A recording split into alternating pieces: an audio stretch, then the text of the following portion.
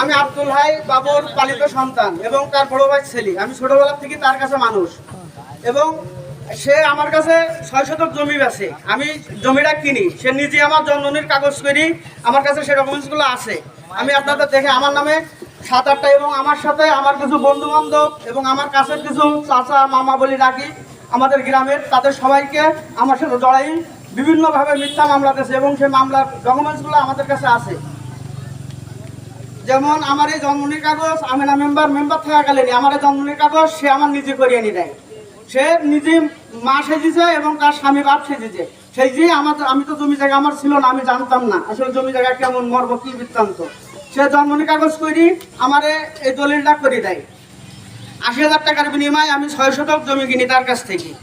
কেনার পরে সে আমারে বাপ সেজে আমার জমিটা লিখে দেয়। দেওয়ার কিছুদিন পরে সে বলে আমি তোর বাপ না, আমি, এই জমিও আমার, এই ঘরও আমার। আমি ওই জমির উপরে বসত বাড়ি বানানোর পরে সে আমারে বলে যে এই জমিও আমার, এই ঘরও আমার, তুই কেটা, তুই এই ঘর তুই আনতে লাভ।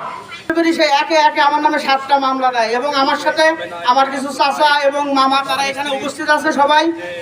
তাদের আমার ওয়াইফের ঘরের গেটের তালা ভেঙে তারা মারধর করে। তার জন্য আমরা একটা থানায় মামলা করছিলাম, সেসব কাগজপাতিগুলো সব আমাদের কাছে আছে। আমার নামে মোট 10টা মামলা সে করছে।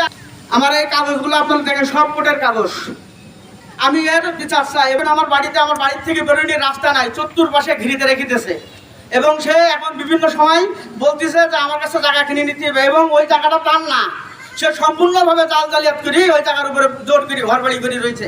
সে মেম্বার ছিল এবং তার একটা নিজস্ব একটা বাহিনী আছে, সেই বাহিনী দ্বারাই সে ওইখানে বল প্রয়োগ করে থাকে।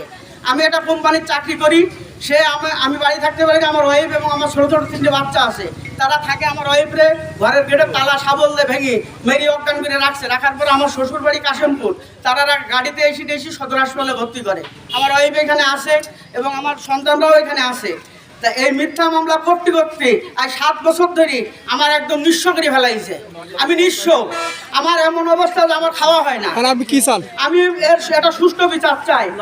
আমাদের গ্রামে আব্দুল্লাহ চাচা ধরাইতেছে, মুনাইম চাচা ধরাইতেছে, তারপরে আমার এই আকাশ মাহমুদ ধরাইতেছে, এরকম আমার নুরাসেন জামাইকে ধরাই দিছে পুলিশ দিয়ে।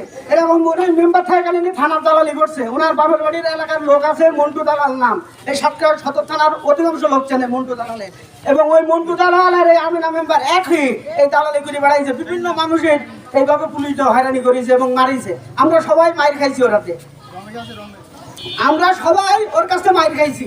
এমন কোনো লোক নাই যে ওর হাতে নির্যাতিত হয় নাই।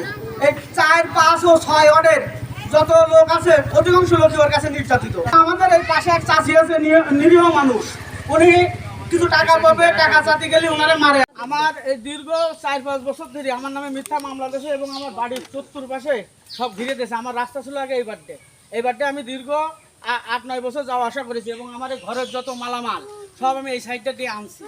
আর আমাদের জমি হলো 11.5 হাত হলো চওড়ায় আর লম্বা হলো এই পিছনে, ওই রাস্তা থেকে আমি আমার চাচারে ওই সময় বলছিলাম যে তুমি সামনে যাও, সামনে যাও, আমি পিছনে থাকি, তুমি আমার যে কোনো পাশে রাস্তা করে ঘরের পিছনটা দিলেও হবে, সামনেটা দিলেও হবে। যখন আমার সাথে সম্পর্ক আস্তে আস্তে খারাপ হয়ে গেছে, আমার নামে তখন মিথ্যা মামলা দিয়ে চতুর্পাশে আটকাই দিছে।